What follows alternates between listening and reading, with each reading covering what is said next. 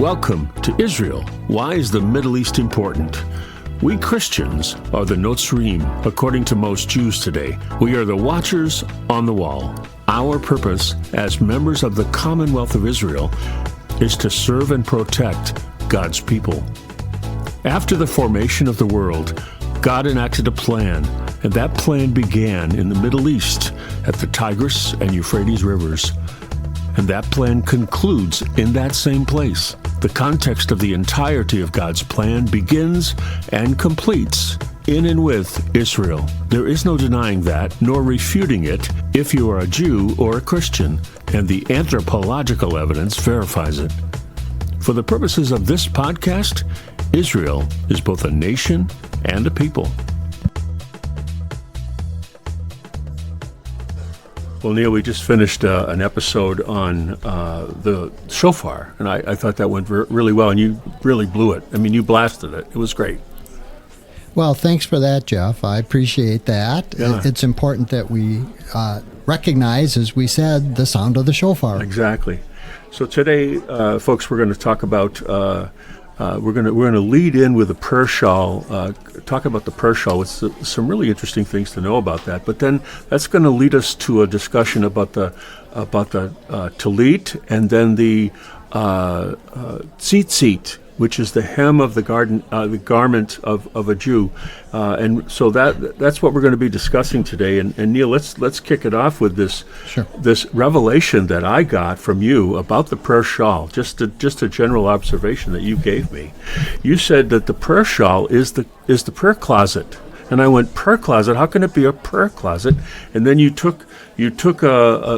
enacted a movement where you lifted the prayer shawl off your shoulders and placed it over your head, and now you're inside the closet. Right. I thought that was pretty cool. Right. That's exactly what it's conveying, and that's what traditionally and historically it's always meant. There were no closets, as we said, in any Jewish home. They didn't look at their suit they were going to wear that day, like maybe we do in the 20th century here, and pick out their clothes. No, what they did is they wrapped their talit over their head. That's a four-cornered shawl. That's right. Yeah. That's right. It's a four-corner, and that's where we get the whole thing about what is a talit, and specifically, as you alluded to, and you'll develop, the tzitzit that hang off of those four corners. Right, the tzitzit, yes. And so that was it's a powerful thing. So to me, what I'm hearing that is that when I lift that, if I have a prayer shawl, and not everybody has one, it's not a requirement in any way to have a prayer shawl, but the talit, if you have a talit, if you lift it up and place it over my head, as I place it over my head, and I'm not doing that right now, folks, but if I did that, right, I would be entering in. Right? You would be entering in. Entering into the Holy of Holies in a sense. In a sense, right. Yeah, it's me and God. That's right. That's exactly right. You're shutting out the outside influences of the world, as it were, and you are in your closet. You are in your private space. My space. Praying to God, seeking God's direction, generally. Yeah, I like the whole idea of that. It just rings true with me. Right. Okay, so in Numbers 15, That's kind of where it kicks off. God gives the Israelites a specific instruction, and what is that? Right. Well, Numbers 15:38 reads specifically, "Speak to the Israelites." So it's for Israel, as you said. It's not for everybody, but you can. You can do it. You're not prohibited. You're not prohibited, but it says, "Speak to the Israelites and tell them that throughout the generations to come," meaning forever. That's a long time. That's a long time. They are to make for themselves fringes, that's the tzitzit, fringes for the corners of their garments with a blue cord on each tassel. Okay. So that's where the command comes to have these fringes, these tzitzit, hanging off the four corners of a garment. Now today, Jeff, as you and I discussed, none of us wear a four-cornered garment. Right. It's tapered, it's finished off. So Moses, when God repeats himself, we know he means it, right? Right. And Moses, again, in Deuteronomy 22:12 says what? Well, there he says you are to make tassels on the four corners of your garment you wear. So again, he repeats this commandment of God given in Numbers 15 that the Israelites are to always wear forever these tzitzit, these fringes. Okay, and then in Numbers 38, 39, we learn the purpose of it. And there we have the purpose is there will be a tassel for you to look at so that you remember the commandments of the Lord. So practically, and what that means is one will see the fringes and know that God lives. He exists. So how do the tzitzit help me remember the commandments? How do they do that? Well, it's a visual reminder. If you see this fringe, you'll say to yourself, wait a minute, what is it that I do believe? What is it that I do accept? What is it that I am looking for?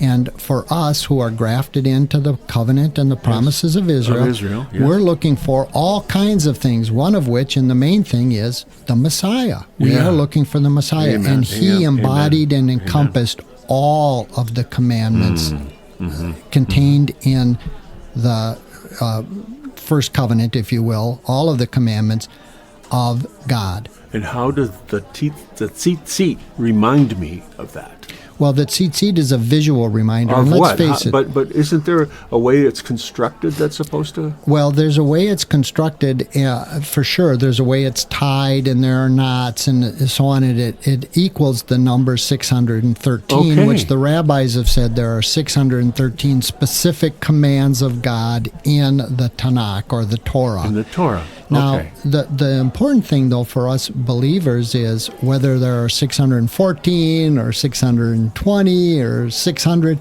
it doesn't matter. The idea is we have been given by God senses. And one of the main senses that we're led by is sight. What do I see? What do I see? And if you see these tzitzit hanging there, you know a number of things right away. If I see somebody wearing fringe off the corners of their garment, whether they've attached them or whatever today, different ways they do it, you say, I know that person is a believer in God, that person is a reminder of God, and that's what God's saying. You'll see these things. It's not you'll smell them or you'll taste them or you'll feel them. You'll see them and you will know what it is you claim, myself included, every one of us claims we believe and we are looking forward to. Wow. So I'm hearing two things here that are both complementary.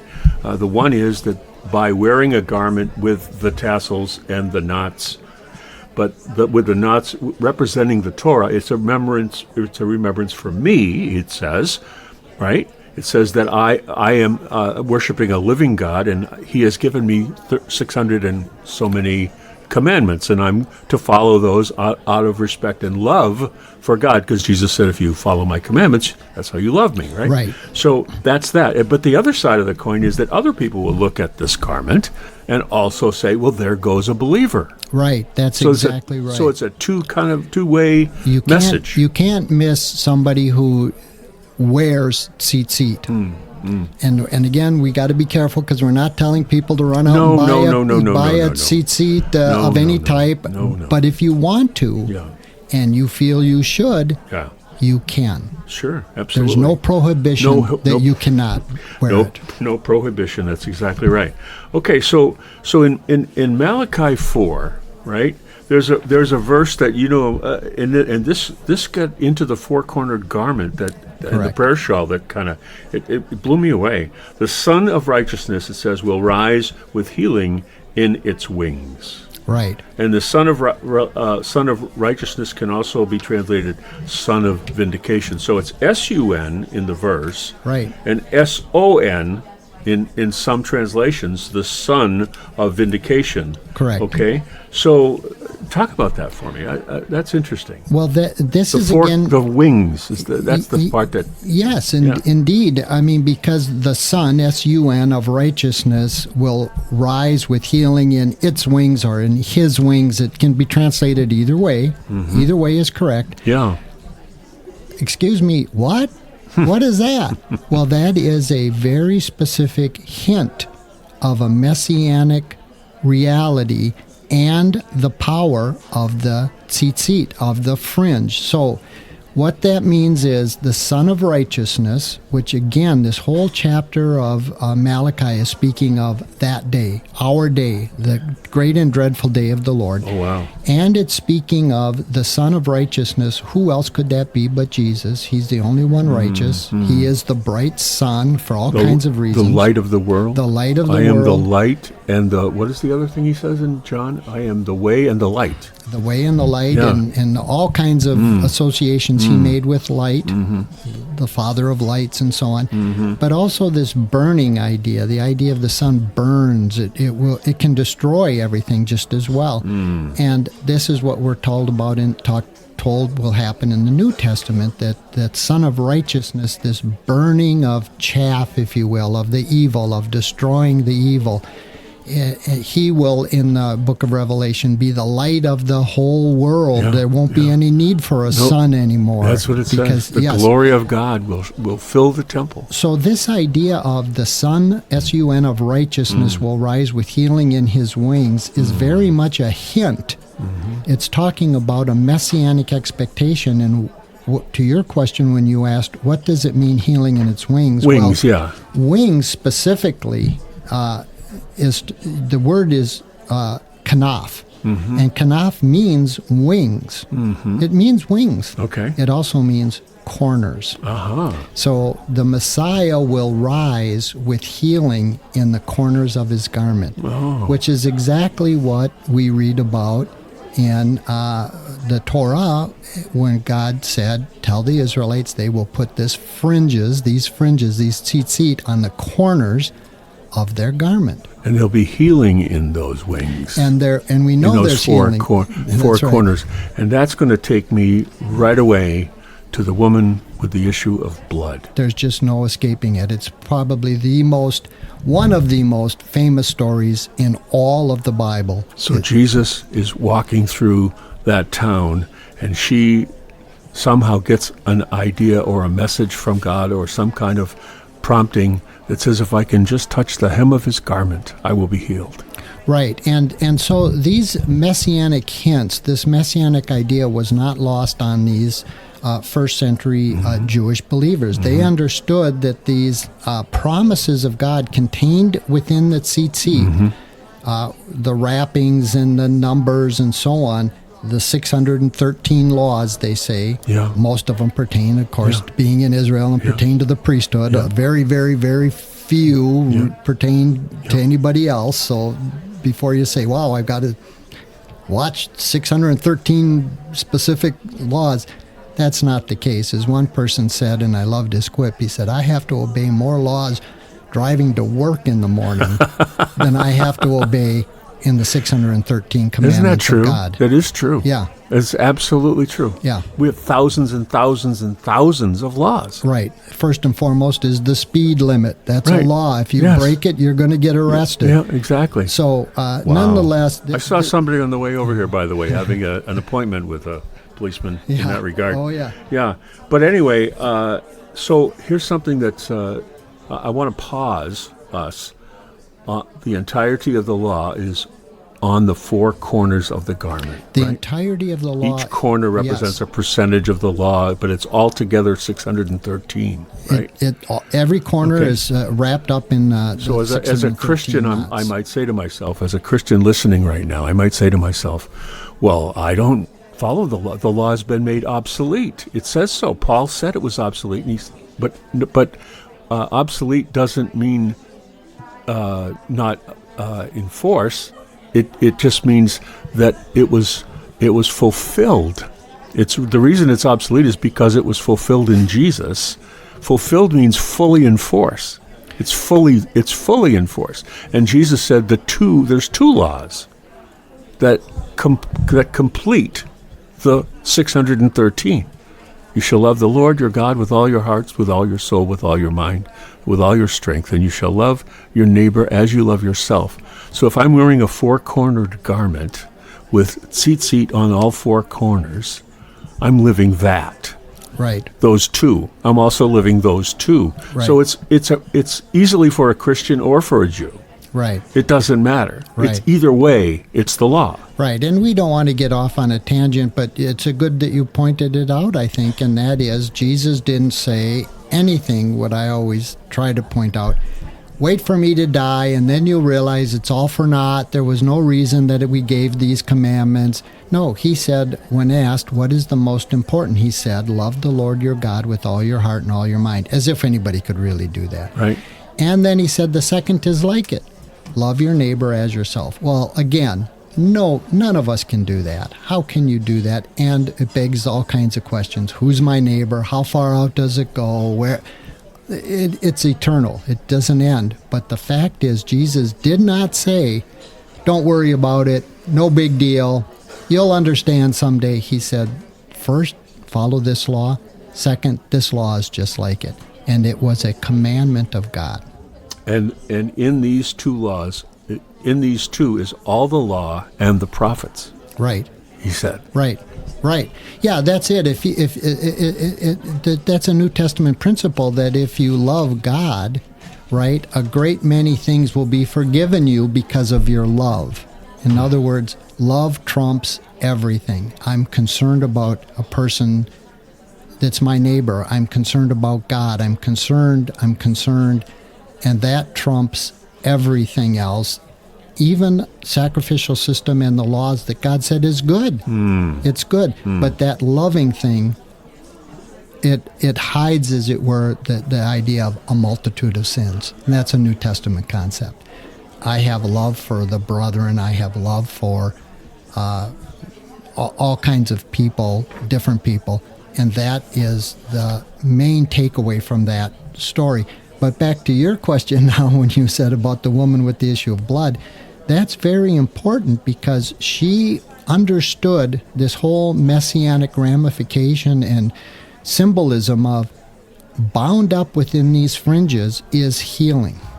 And it's in the wings. And I've tried this right. from everybody else. Yes. I've spent all my money on physicians, it's if true. you will. She spent a ton of money. So now I am going to, if I can just touch the fringes of, it's translated hem, but that again, if you read the Greek and from when it's translated, there's nothing for fringes. There's nothing for tzitzit. So it's hem, but she's talking about the fringes. Yeah.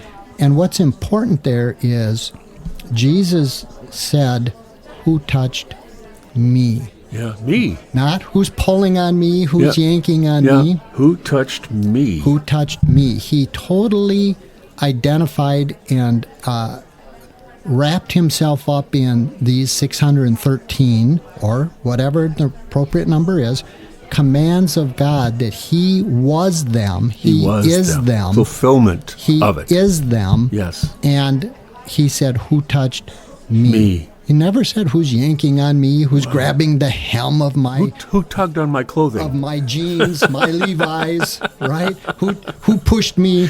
He said, who touched me? Me, yeah. And he felt it. He knew that. And so... And the reason why, just real quick, well, Neil, come on. When he said me, he meant his clothes. No, the Bible doesn't waste words. It doesn't waste words at all. Right. And his disciples asked him, Lord, you see the crowds. Yeah. You see the crowds. How are we to know who touched you?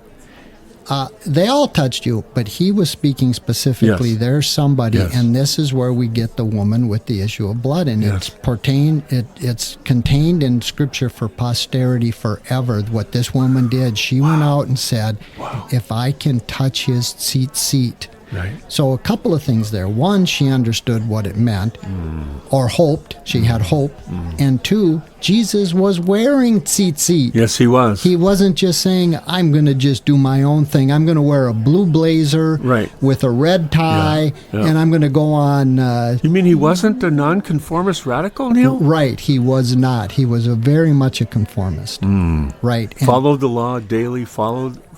Yes. And he said very specifically in Matthew, don't think that I've come to abolish the law. Don't even give that a place. Don't think that. I have not come to abolish. That's right. Exactly. Wow. Okay, so who touched me? And then Mark in chapter 6, verse 56, Right, and there we have another picture again of the tzitzit. It says, but it's a general. I like this because it's a general statement. Go ahead. It's a general statement, and it's very much showing that throughout the whole villages and towns where he went, they brought the sick, and they begged him just to let them touch the fringe of his cloak, and all who touched him were healed. Well, wait a minute. Hang on a second. First of all, they're saying, can we just touch the fringe? And it says, all who touched him. Well, wait, they're asking to touch his fringe. Or him? Which one is it? That's exactly right. That's exactly right. And to your point, was it just there because it's superfluous? No. I don't think so. No. I read it that they wanted to touch his fringe because there's healing in its wings. Yeah. And he said, all who touched him. Yeah, that's right. So he identified with those commandments. That's right. It's interesting. So the first one, the story of the woman with blood, is that in Luke? That is in Luke. It's in Luke. So Luke wasn't there as an eyewitness of this. He talked to all the eyewitnesses that he could find and said what happened, and they told him what happened. So that's how Luke gets an account. But Mark was Peter's scribe, and Peter was actually there. And Peter says, this. It wasn't just that, Mark. It was everywhere we went. Everywhere we went, the sick were just dying to touch the fringe of his cloak because they heard about the woman with blood and they wanted to be healed too. And guess what? They were. Right. So wow. Right. And all of this is, like you always say, speculation. We don't know what Luke knew, what he didn't know. We don't know what Mark knew, what he saw, what he didn't know. But it's recorded. That she was healed, and it's recorded that another group, all manner of sickness, was healed because they wanted to touch his fringe, and they touched him. Yep, exactly. Very good. So, by what authority, Neil? By what authority does this occur? So, in John 10, 10:10 is one of my favorite verses. 10:10. Jesus say, the thief comes to steal, kill, and destroy, but I have come that you might have full and satisfying to the full life, right? And this is in that same venue in John where these verse 32 and 33 show up, and it says, I have shown you many good works. So this is after he says, I come to give you life and have it to the full. I have shown you many good works. For which of these do you stone me? Okay, he's talking to it says in John, the Jews, but it's not the Jews, it's the Jewish leaders specifically, right, that they're talking to. We are not stoning you for any good work, but for blasphemy, because you who are a man declare yourself to be God. Right. And that's the thing of Jesus' authority, is he had this authority, and he was God, and he knew he was God, and he was trying to show, and is God, and will come back as God. And he's trying to show to a people who very much thought the opposite, which is no man should equate himself with God. And in effect, that's true. Yes, if you saw somebody who said, Jeff, follow me from here on out because I am really God incarnate, you would say, have a good day. Have a good day. But Jesus came... Officer. Yeah, exactly. Have a good day. See you later. I'll be in touch, right? I'll call you. Don't call me. I'll call you. But that's what we have with Jesus' authority, is he knew what he was attempting to do. He knew how strange it was. And he was killed for equating himself with being God. That's why they wanted to kill him, and that's why he ultimately was killed. But he was not killed for anything he did or said or wore, but because he declared himself to be God. And that's very important. He didn't say anything new. He didn't do anything new. He didn't wear anything new. He didn't wear a blue blazer, as I said before, with the red tie. Yes. He didn't do that. He wore very specifically the tzitzit, and they had healing in his wings. Amen. So going New Testament again, so Acts chapter 19, it said there were some itinerant Jewish exorcists. They would say, I bind you by Jesus whom Paul proclaims. Eventually, one of the evil spirits answered them and said, Jesus I know, and I know about Paul, but who are you? Right. That's, I think, a very telling, because as we've discussed before, Jeff, many times, the idea of exercising or healing or doing magic works was common in Jesus' day and before. Common. We see that right when Moses went into the court of Pharaoh when he wanted the Israelites. They had done their term as being slaves, and he brought them out. And what did he bring? He brought a staff, and he threw it down, and it was a serpent. Well, guess what? That was no big deal. So did the Egyptian magicians. Did the same thing. Well, by the time of Jesus' day, it was common to have these itinerant preachers, these itinerant miracle workers, exorcists, healers, whatever. But what they did do is they had a rote, something that they read by rote or specifically read, and they would adjure these spirits for healing or other means, other reasons, by the names of their ancestors and the name of Solomon and so on and so forth and so on. But Jesus did it because he had complete and absolute authority. He said, go, and they went. Yep. He said, be quiet, shut up. Yep. That's something I'm going to digress quickly here. For our audience, it's very important that people understand Jesus did not put up with these demonic beings. He told them, shut up, be quiet, go, get out, be done.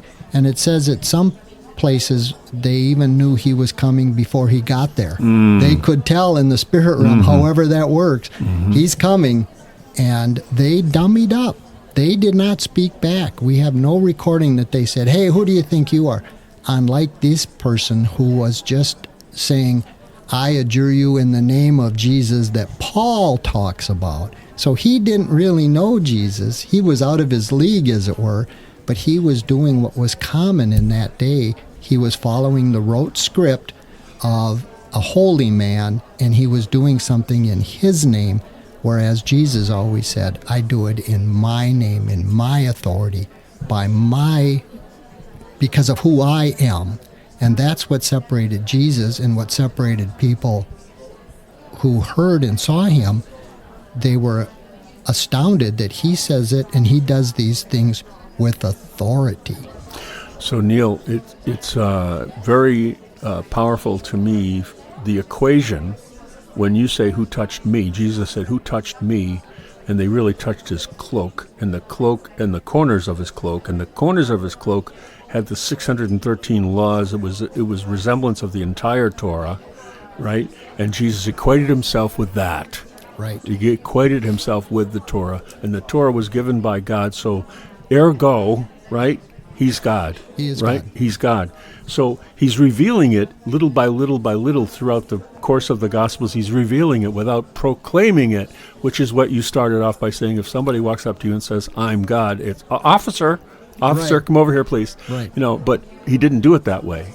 He did it with authority, and he did it proclaiming, and part of the way he proclaimed it, not by saying it outright, was through who touched me.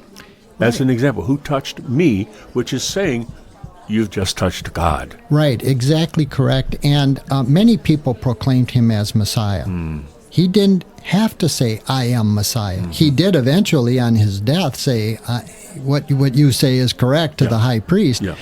But the fact of the matter is, many people, including Peter, the very famous verses in Peter where Peter says, you are the Messiah, and Jesus says, flesh and blood has not shown this to you. But many people, even at his birth, proclaimed this specific human, God, as Messiah.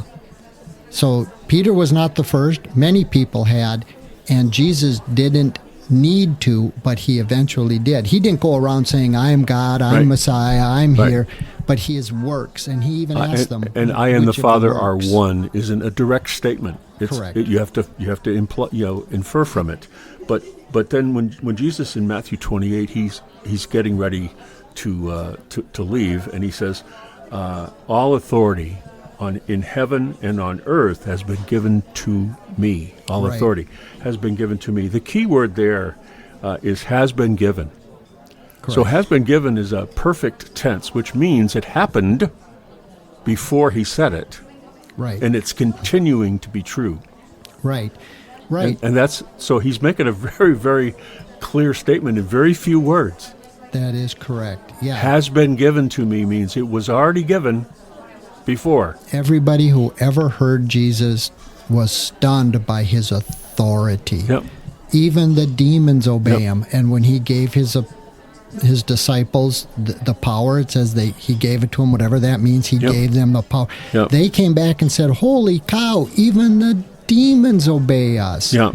They're subject to this authority. So that's the thing that Jesus had. He had all this authority, and it's important to know that because of this authority, it didn't preclude him at all from, in this case, wearing tzitzit. And to take that to its fullness and extension after he raises up into heaven, right? He's ascended into heaven. The two angels appear to the apostles and say, "What are you doing, guys?" Right. Jesus, as you have seen him leave, so he shall return. Correct. Okay. So what that tells me is, tzitzit, when he comes back, going to have tzitzit. I would agree. A four-cornered garment. I would agree. With the tassels. I think he'll have... That's how he left. Some kind of way. He's coming back the way he left. Seems like it to me. It does seem like it. And you can make an argument. It Sure, does say this, it doesn't say that. Right. Fine. But I think the same way he left is the same way he'll come back. And he wore, in this case, as we keep saying, tzitzit. Stay tuned for a special Hebrew blessing at the end of every episode, including this one. This has been a great discussion. I look forward to how it continues to unfold. As you can tell, Neil and I enjoy talking about the subject as it helps us to get to the root of the matter about God and why Israel and the Middle East are so important.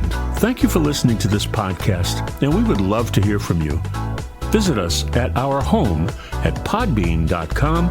Israel, why is the Middle East important? That's podbean.com. Israel, why is the Middle East important? And you can find us any place great podcasts can be found. And you can find us on Facebook using the same title. And you can email us at whyisthemiddleeastimportant@gmail.com. That's whyisthemiddleeastimportant@gmail.com. We'd love to hear from you. And if you like what you hear, please invite your friends to the conversation. You know, one thing Neil and I always say to each other is, I don't know, because it is by having an opinion, yet holding it with an open hand, that we continue to grow. Shalom. See you next time. Wait for the blessing.